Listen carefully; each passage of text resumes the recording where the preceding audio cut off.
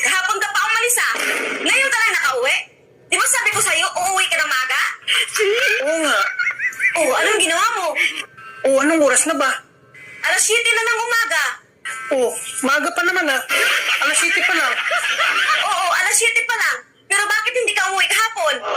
Wala ka naman sinabi sa akin na araw-araw pala ako uuwi.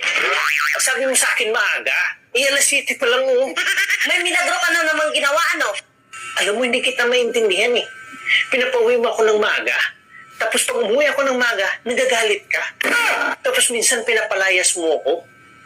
Tapos nagagalit ka pag hindi ako nakauwi. May pinapalayas ba na umuwi?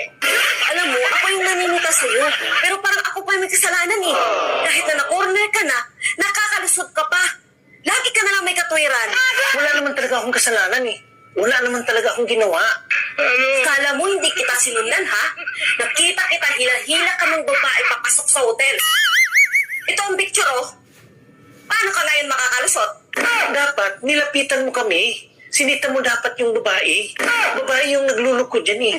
Kita mo nga ako hila-hila ng babae. Ako yung biktima niya dyan. Nakakawa nga ako dyan eh.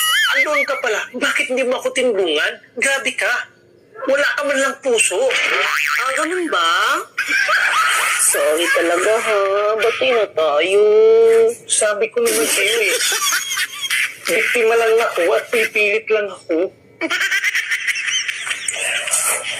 Oo, may isang picture pa akong ipapakita. Ito, nakapatong ka na dyan.